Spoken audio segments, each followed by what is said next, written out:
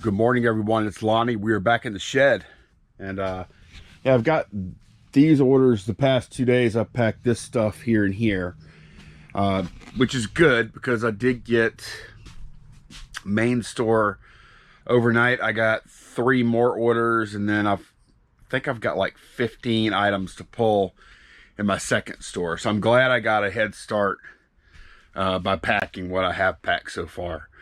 So yeah, let's go pull some orders here. Okay, I sold a Batman. I think it's on the mid-A shelf. All right, let me go grab it. Mid-A shelf Batman. He's like, it's got artwork of him and Robin climbing. So it's this one right here. This sold for $15.99 plus shipping on top. All right, I have a big box PC game that sold. Had it for probably a couple years now. I bought like 50 big box PC games like this all at once. I think I paid like $2 a piece and have done really well. And this is like the end of that lot of stuff. But this is on sale and got $17.99 plus shipping on top for this. Really light too. Kind of surprising. I think it's on 3.5 inch. Yeah, one 3.5 inch disc. And then the last thing I'm pulling on that store, on the main store, I should say, is this puck. Get this out of here before I knock it down. All right, this hockey puck. It's a signed Jonathan. Okay, y'all can go ahead and have at it correcting me now because I know I'm about to screw this up. Jonathan Toes. Is it Toes or Twos? I really have no idea. Anyway, autographed hockey puck by him for the Chicago Blackhawks. And yeah, pretty cool. It's got some kind of number on the bottom, but I was never able to figure out what authentication service that was. So, which I disclosed the listing. $71.99 plus shipping on top. Okay, those orders are all packed. It's time to go to the second store now. And going to the Candace shelf, sold a figure of Ghost Rider to Derek. I think it's this one right here. Let me just double check. Oh yeah, absolutely, it's this one. So yeah, Ghost Rider 2 it says, with this flaming skull thing. Derek paid $12.99 plus shipping on top for that. So thank you very much, Derek. All right, Marcos is back. Bought quite a few things lately. We're going to the eBay shelf. Actually, Marcos bought 2 things, or 2 different orders. Actually, I think it's like 4 things. We're going to the eBay shelf though. Got, I think that's what it said. No, this is right. Got one thing called Steel and one called Cape Crusader. All right, here is Steel right here. Looks like he's got a hammer. I've never heard of that guy before. Not that surprising. And then, okay, here's Cape Crusader Batman down here at the bottom. So I think those are like $14.99 a piece, somewhere in there. Okay, Marcos also got a couple of graphic novels. I think one of them I just listed, but let's see.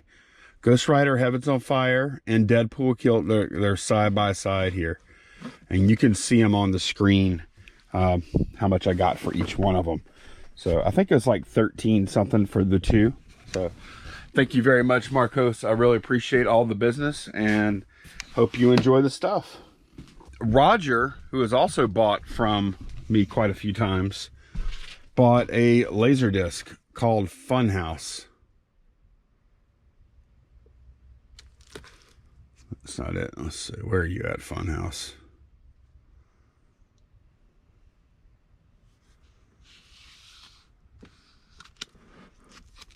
Ah, here we go. Funhouse. I see it right here. Funhouse sold for $14.99 plus shipping on top. Pay to get in, pray to get out. It's got the clown. It's got kind of a, almost seems like a, I think I saw this movie actually. Yes, I did. And at the time, it was kind of scary. So, anyways, thank you very much, Roger. Hope you enjoy. Okay, I sold a couple of these Hot Wheels that I just put in the cube. Sold both of these, actually. This one is going out to Lang.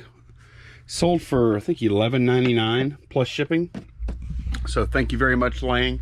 I appreciate that. And then the other one, that's the Mystery Machine. I don't know what make of vehicle that even is, honestly. But this is a Volkswagen T1 GTR. And I'm not sure what is that a bus? I don't even know what the heck that is. Some kind of concept vehicle. But that sold, the T1 GTR, that sold to Eli for $8.99 plus shipping. So thank y'all very much, guys. Okay, moving on. Going to the Fat Box. I sold Fat 1, which is most of the Fat Box. Actually, I've only got 2 more things in this box that I should move to another box, then I can free up all this room. Oh, but anyway, I'm pulling these 26 Fathom comics that I sold for $69.99. Free ship, no shipping on top. Sold a wrestling DVD, TNA wrestling. I kind of forgot the name of it. I'm gonna have to go. I don't think I need to go back and look. I should be able to figure it out. Let's see. None of those.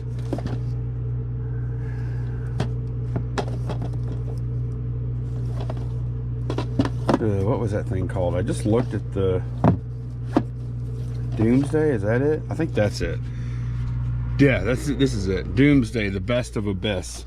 Sold that for $10.99 plus shipping on top. I had a buyer buy 3 graphic novels, all Batman, Earth 1, Through the Looking Glass, and this other Earth 1. I had an Earth 1 and an Earth 1 Volume 2. Not sure which is which. Is that volume? I think that's Volume 1 there. And then pretty sure, yeah, this is Earth 1 Volume 2. So sold the 3 of these for $24. The total was like $24.99 plus shipping on top, of course. And I'll grab one more item before I pack that round up. That is one I just had my hand on, actually. Civil War. Right here. Sold this graphic novel for $6.99 plus shipping on top. All right, next up, Marvel Ultimatum sold. Graphic novel. I need to go see if I have more graphic novels because they've been doing so well. This sold for $9.99 plus shipping on top to Leland, and pretty sure Leland bought something from me last week or the week before. They didn't leave a note, but I recognize the name. Thank you very much, Leland. I hope you enjoy the novel. Sold a Cave Woman comic, CW 37. It's a pinup edition. I'm not sure if it's nude or not, so I gotta be careful with the camera here. And it is not nude. Okay, just scantily clad. $15.99 plus shipping on top for this.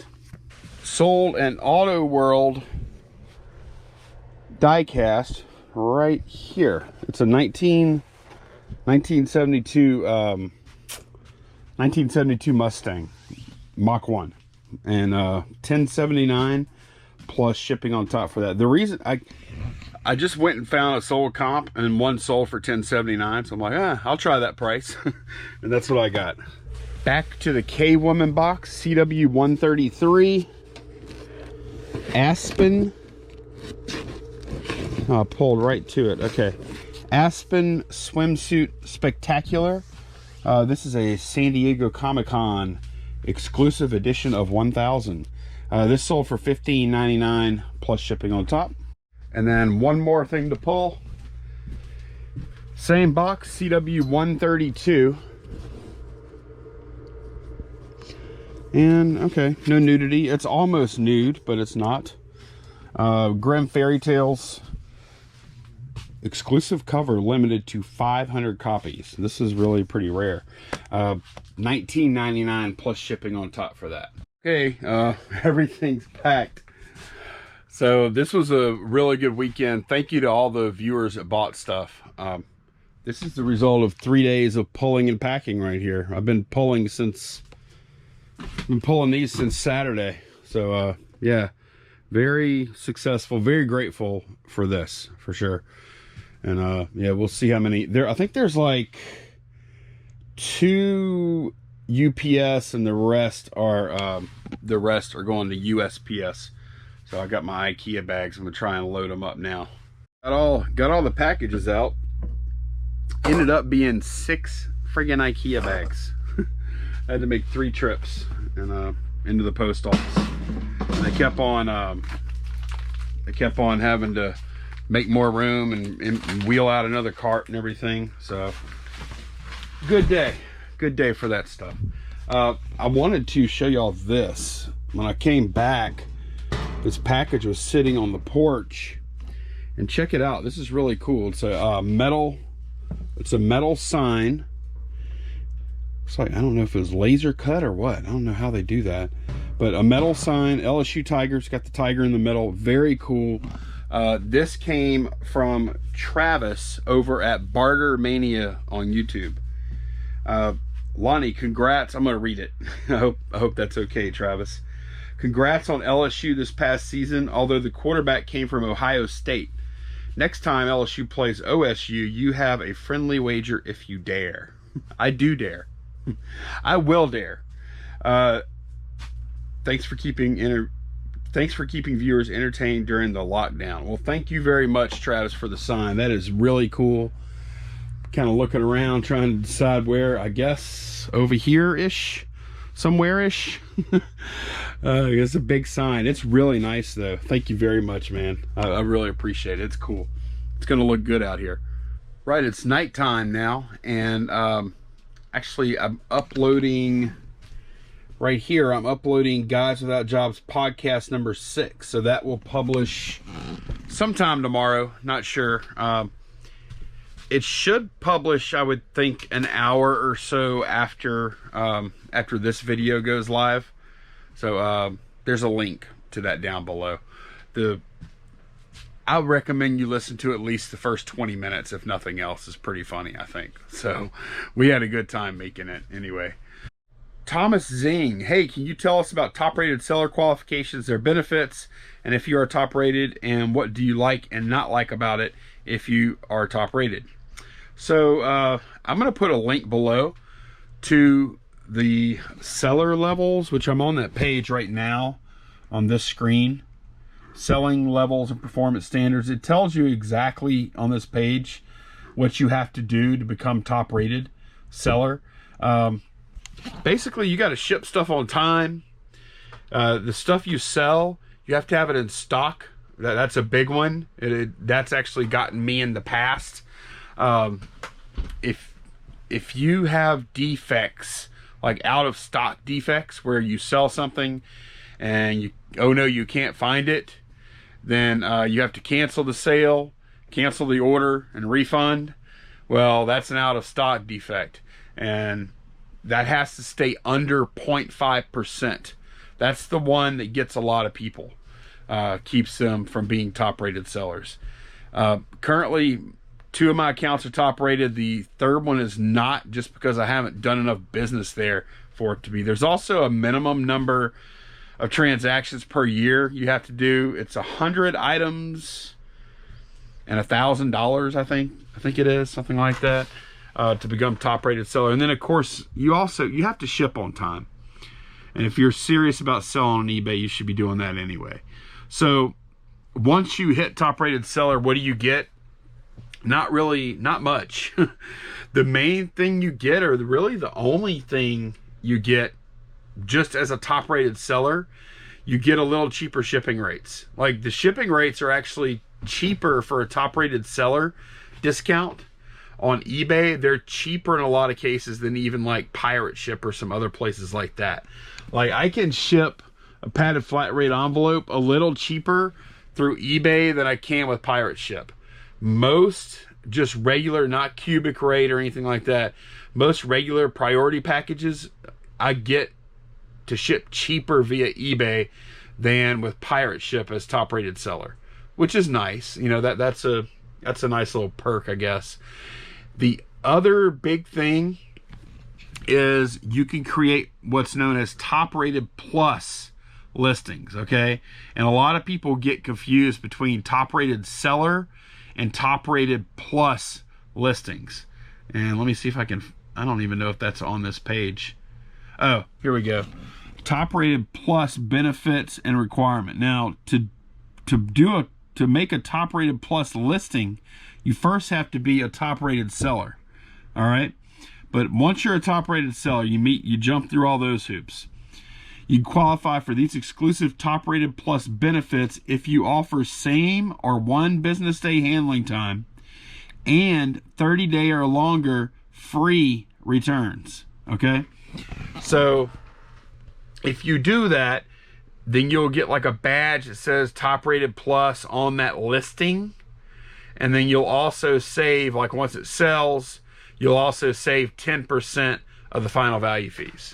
So if I sold something for $100 and eBay would normally take $10 for their final value fee, if it is a top rated plus listing, then the final value fee would be $9. So I'd save $1 on that particular listing.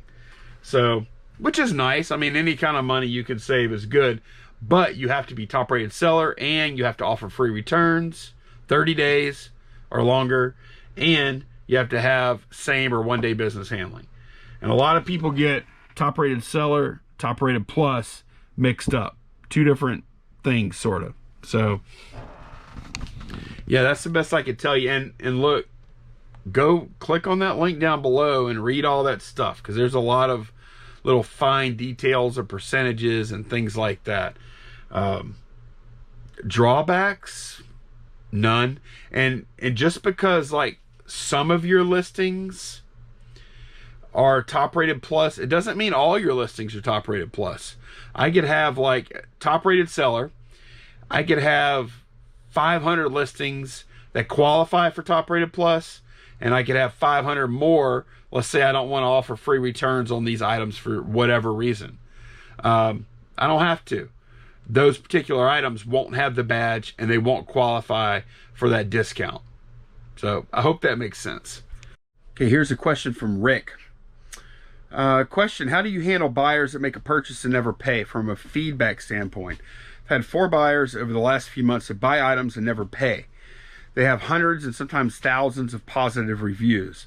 I open an unpaid case, go through that process, and eventually get my fees returned, and I relist the item. I lose out on potential sales from other watchers. I want to leave these buyers negative, deadbeat feedback, but have refrained from doing so. What would you do? Hit them with negative feedback or move on to the next sale? Okay, so this is a pretty easy one. The fact is that as a seller, you can't leave anything but positive feedback for a buyer, or in this case, a buyer, since they're not paying. You can't leave them negative feedback, so it's not even really a consideration. What you're doing right now, going through the unpaid item thing, if they get enough of those, I think they can get kicked off. They get enough unpaid items. But yeah, just do that and move on. It's also against policy to leave a positive review, but then use a positive rating to conceal negative information. So don't get involved with any of that. That part of eBay stinks. It does, but you just got to take it and move on. It does stink though. But yeah, just don't spend any more time on it, any energy, and move on to the next one. All right, one more. This one's from Irene Burke. You say you just drop off your packages on the counter at the post office. What would happen if another customer helped themselves to one or more of them? Is this not a concern?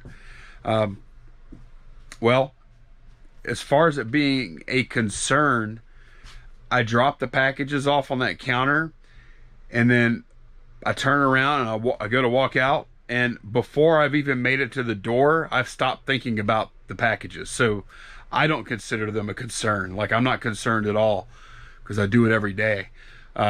Is it possible that somebody could do that? Yes. Is it likely? No, not likely at all. I classify stuff like that is hopefully very rare, as a lot of minutia that I really try not to bother myself with, like worst case scenario type stuff. Like, I'm telling you, like, if you being an online seller, if you assume worst case scenario for every step of the process, then I don't think you could do this job. Like, I don't think you could be an online reseller, because there's little bits of risk involved all throughout the process. A lot of bad stuff that could happen that never does happen. And yeah, that could happen, but it hasn't happened yet. And it would be pretty bold for somebody to do it. And I'm not saying they wouldn't, but you know, I think whenever I bring my packages, set them up there, they're probably there for maybe 10 minutes tops, and then they bring them into the back. You know, I mean, same thing could be said if you have a pickup done at your house, you leave them on the porch. Could somebody roll up and steal them? Yeah, they could. Actually, I think that scenario is probably more likely than somebody stealing them off the counter in the post office. There's a lot softer targets for someone to, you know, make ill-gotten gains with than wandering into the post office and stealing a package with unknown contents off of the counter. And, you know, like, that's a federal crime with not like an unknown amount of upside. Like, you might be stealing a $7 t-shirt, right? All right, busy day today. That's going to be it. Don't forget, new podcast is up or will be up soonish. And I will see y'all again soon. Thanks so much for watching. Take care, guys. Bye-bye.